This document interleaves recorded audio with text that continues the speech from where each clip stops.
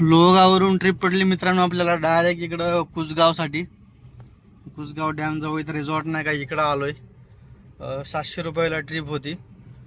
रॅपिडोवर पडली होती मला, तर म्हटलं चला घेऊन जाऊ, 700 रुपये येईल एकदाच. तर हाय, नमस्कार मित्रांनो, स्वागत आहे तुमचं आणखी एका नवीन व्हिडिओमध्ये. तर मित्रांनो आज व्हिडिओ बनवतोय. चला म्हटलं आज काम करू आणि सोबत सोबत व्हिडिओ पण बनवू. तर एवढ्यात काय होतं ना, काम थोडं केले मी, बऱ्यापैकीच काम केले.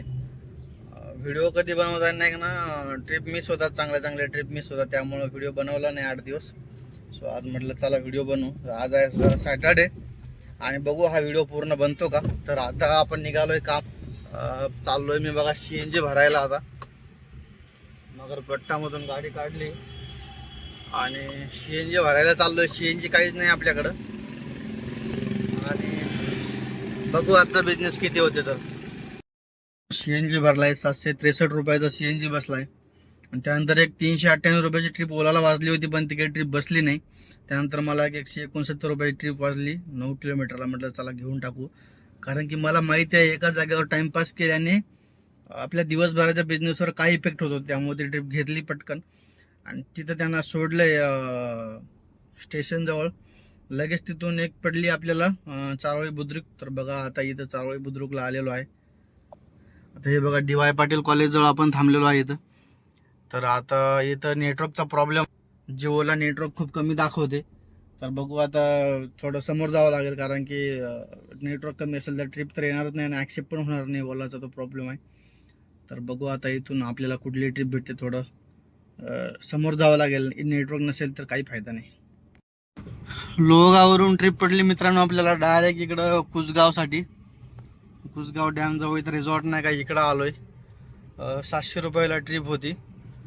रॅपिडोवर पडली होती मला, तर म्हटलं चला घेऊन जाऊ, 700 रुपये येईल एकदाच. तर हे बघा, हे कुसगावचं डॅम आहे.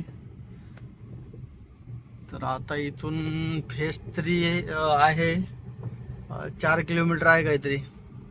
तर इथून आता 4-5 किलोमीटर तेवढं मारुंजीपर्यंत जावं लागेल. तिथून मग ट्रिप पडेल. आता इकडून तर काही वाटत नाही मला पडेल म्हणून. पडेल तरी पण इकडे टाइमपास करून काही फायदा नाही, सरळ तिकडं निघून जायचंय. तिकडं चान्सेस आहे ट्रिप पडण्याचे, नाही का, तिकडं पडणारच ट्रिप. तर 700 आणि 400 1120 रुपयाचं काम झालंय. तर आता वाजले 10.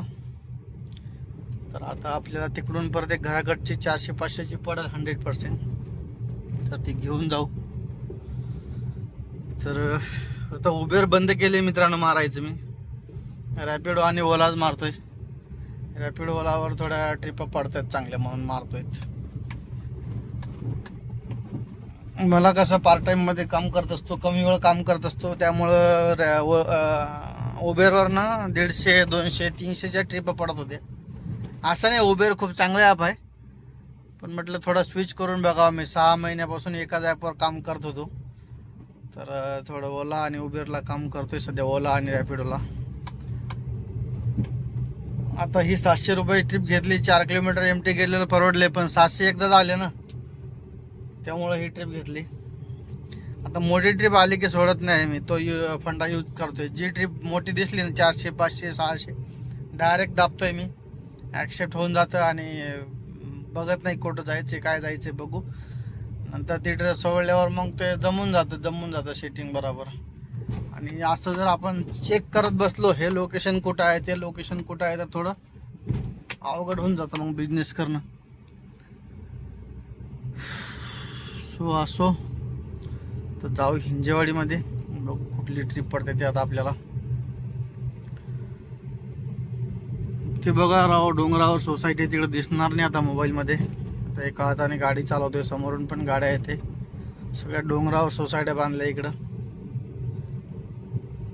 पण हे काय मित्रांनो, आता ऐकलंय की मेट्रोचं काम, म्हणजे मेट्रो चालू होणार आहे 1 जूनपासून, एकाने मला सांगितले असं. तर आपल्या ट्रिपवर थोडा इफेक्ट होईल त्यानंतर, कारण की जे छोटे मोठे लोक आहेत ते जाणार मेट्रो, आणि जे चांगले शिकलेले वगैरे लोक आहेत, जे नाही चांगल्या पोस्टला आहेत, ते तर कॅबच करणार, त्यांना कॅबशिवाय पर्याय नाही. पण बाकीचे छोटे मोठे राईड आहे अशा, ते जाणार मेट्रोने. थोडाफार इफेक्ट पडणार बिझनेसवर मेट्रोचा. आता इकडून मित्रांनो बघा हे एकदम खड्डा आहे आणि लोक डायरेक्ट अंगावर आणतात. मग मी थांबवली गाडी जाग्यावर, ते घेऊन जातील ना पलीकडून. मी खाली गेलो तर मग मी एकटा काय उचलून घेऊ का गाडीवरती? त्यामुळं असं थोडं रोडनी काळजी घ्यावं लागते आपल्याला. आता लघवी पण लागलेली आहे खूप, हे मोठा त्रास आहे. एसी लावायचं आणि मग लघवी लवकर येते. आणि एसी लागतोच उन्हाळ्याचा, आपल्याला पण लागतो एसी. काय ऑस्करवाडी मिसळ पण आता मी घरून नाश्ता पोट भरून करून आलेलो आहे. चहा वगैरे बघू कुठतरी. तर ओला रॅपिडो दोन्ही पण ऑन आहे, बघू कोण ट्रिप देते ते. सर चला अपडेट करतो तुम्हाला समोरची ट्रिप भेटल्यावर. तर मित्रांनो आता आलोय मी कोलते पाटील म्हणून हा प्रोजेक्ट आहे. त्या प्रोजेक्टमध्ये आहे कुठली तरी सोसायटी, काय नाव आहे हिचं बघा, universe the all in life सोसायटीमध्ये. कस्टमरला बोललोय की इथं मी आलोय, तर ते बोलले की ह्या गेटवर. थोडं ओलाचं लोकेशनचं प्रॉब्लेम होते बरं का मित्रांनो, तर त्यामुळं थोडं प्रॉब्लेम होते. पण असं होतं थोडं आपल्याला ॲडजस्ट करून घ्यावं लागतं कॉल वगैरे करून, तर मग ते होऊन जातं. मग तर कस्टमर येतोय बोलले, आता एसी लावून बसलोय मी, कारण की ऊन खूप जास्त आहे आणि स्वतःसाठी पण आपल्याला आपली सेफ्टी बघावं लागतं. जर कमी पाणी पिलोय, ऊन जास्त असेल, एसी वगैरे नाही चालवलं तर डोकं वगैरे दुखायला लागतं, थकून जातं माणूस ऑटोमॅटिक. सो एसी वगैरे लावून बसलोय. तर ही पण ट्रिप 450 रुपयाची आहे. कुठं पी ड्रॉप लोकेशन आहे मी बघितलं नाही, फक्त मी अमाऊंट बघितली, क्लिक केलंय. तर बघू कुठं ड्रॉप करायचं ते मला पण माहिती नाही, OTP टाकल्यानंतरच कळेल. तर बघू पुण्यामध्येच असणार कुठंतरी, जास्तीत जास्त कुठं आउटसाईड घेऊन जाणार आहे. आणि आता असं पण मी 10 दिवसापासून बघत नाही आउटसाईड, तर आउटसाईड बघू, जिथं असेल तिथं घेऊन जातोय.